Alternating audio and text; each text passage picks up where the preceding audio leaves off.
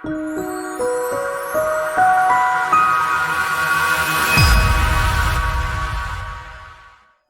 good morning. Actually, good evening now.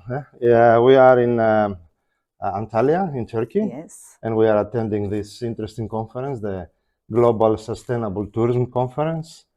And we have with us Miss Ayse Zeynep Sezerel, Yes. and you are the owner of number 11 Hotel Yes. in Istanbul. Istanbul.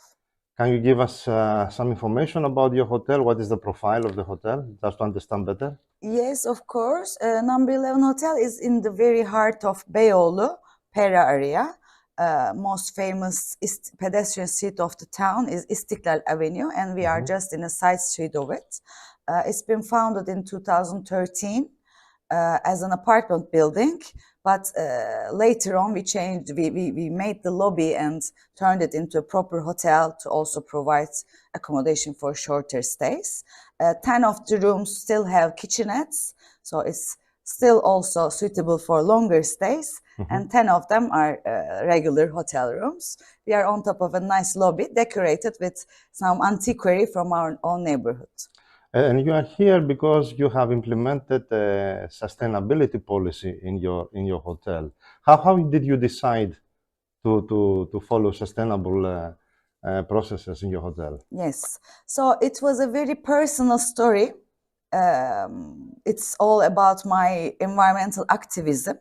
In 2019, I've been in the biennial of Istanbul, which was called the Seventh Continent, referring to the waste continent formed in the middle of the ocean and floating, all the waste floating in the ocean. I've seen it, and that was an enlightenment moment for me. And I started to take actions in my own life, in my family life, as well as to decide to take immediate action in my small hotel too. Okay. So we started like that. First steps has been the banning of all single-use products, paper or plastic or whatever. No more single uses.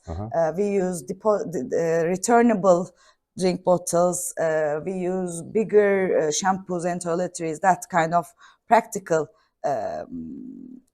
things. That the first steps, and then we used to do collaborations with the local people, local art institute, that stuff on. And we got we got the Green Key certification in 2020. Great. Which we keep up. This year we renewed it for the 4th year. And then at the beginning of this year, we also got certified by Sustainable Tourism with TGA and GSTC. So what would you say is your best practices for sustainability, apart from whatever you tell us now? So, for example, free water for the guests. For the guests who are traveling with their own water, but with their own water flasks, they can refill their water and don't pay nothing for the plastics or the glasses that are going to go to the recycle. It's one of the best practices. Also, we do composts of our organic waste. We have a terrace that we turned into an urban garden. We have worm composts. And we bought like 5 of them in 2020. Now we have 3,000 of them in 4 the things that we call worm towers. They are sealed there, so there are no worms in the hotel, but on their own containers. And they change like from 50 to 200 kilograms of organic waste into fertilizer every year. So it's small for big guys, but a very big step for myself. And you also do waste management, I heard. Yes. In what? In your kitchen? In where?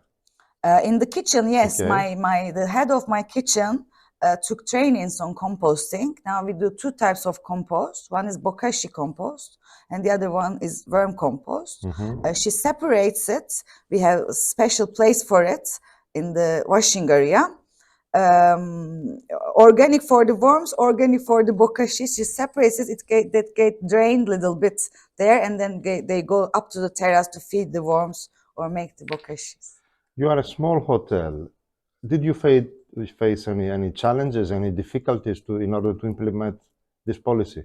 Yes, it's because in the beginning I was it's as I told you, it was a personal activation of my environmental protection spirit.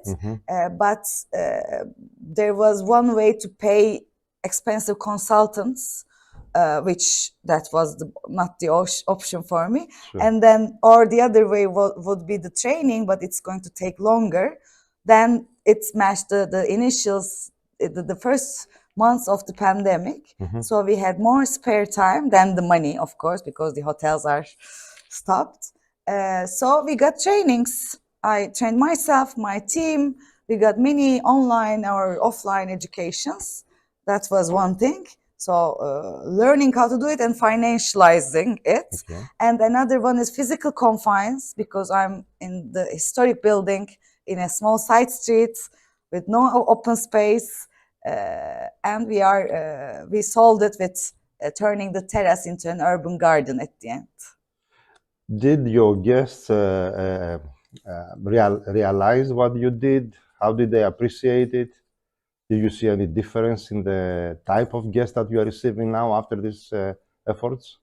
Yes, I see. It's not the big percentage of my guests who are coming because we are doing these things, but there is a very growing interest. Every month we have more guests that comes to ask us, oh, I heard that you are doing composting. May I see it? Oh, I heard that you are growing tomatoes in the terrace. Can I see them? Like that. We are a small hotel, so maybe it's a small impact, but in this sustainability things, I think only also one person is important. So what was the impact for your hotel?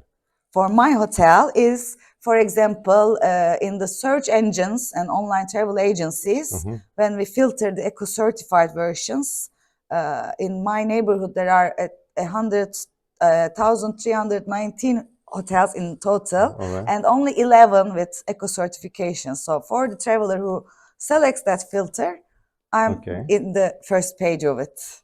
Great. Okay. Excellent. Thank you very much for your time. Thank you very much for your time to tell us.